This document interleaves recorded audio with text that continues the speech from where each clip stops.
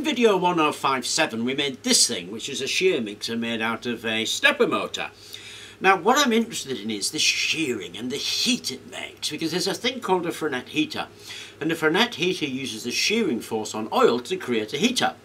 The only problem with Fresnel heater is it's an absolute pain to make, because you need a whole load of interlocking rings and you have to get those really accurate, and the only ones that I've seen that have been any good is where they've used industrial gear. Now this seemed to work as a shear mixer, so if it's working that way it should be able to create the heat. Now obviously it's a bit small, but I have this bit of broken equipment. It's a broken vacuum pump, and that's an induction motor in there. What we're going to do is get this apart and try to turn that into a shear mixer in inverted commas and see what it does in terms of heating.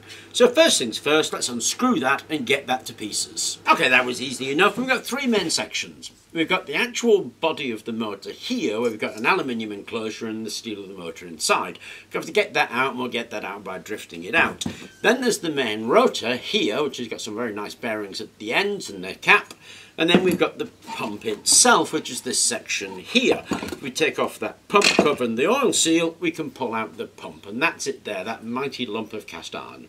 Now it is seized, but I'm fascinated by what's in there, so in another video we'll open that up and see what we can do with that. And there is the end plate that joins the pump to the motor. Like I say, what we're concentrating on is this bit, and we need to drift that centre out, which we're going to do with the loving caress of a hammer.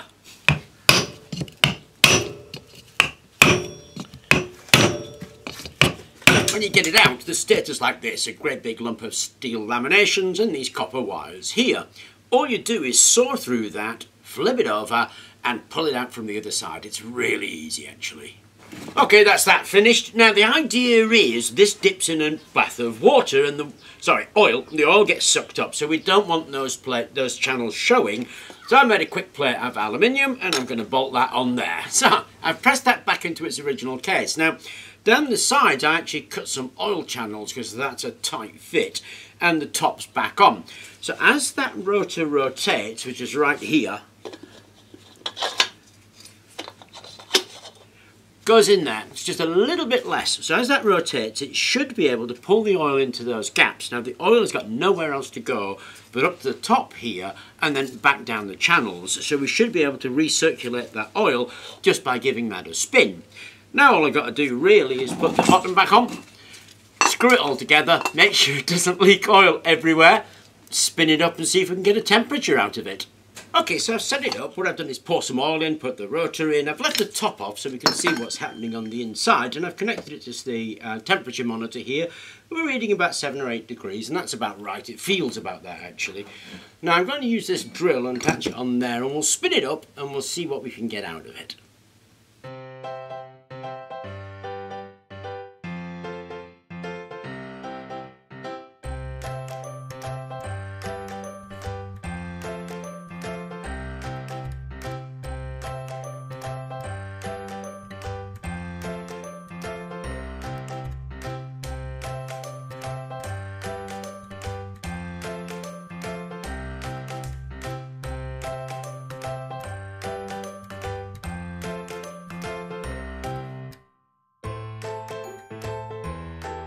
Okay, so we got that up from about 8 degrees to about 40 degrees in roughly 5 minutes or so. You can see I've got a little bit of a leak, which is a shame, so I'm going to have to do something about that oil seal.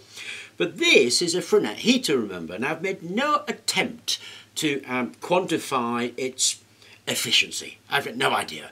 All I really wanted to do was to see if it actually worked, whether building it with this motor could create us an easy Fresnel heater, and it seems so. Now Fresnel heaters are supposed to be superbly economical.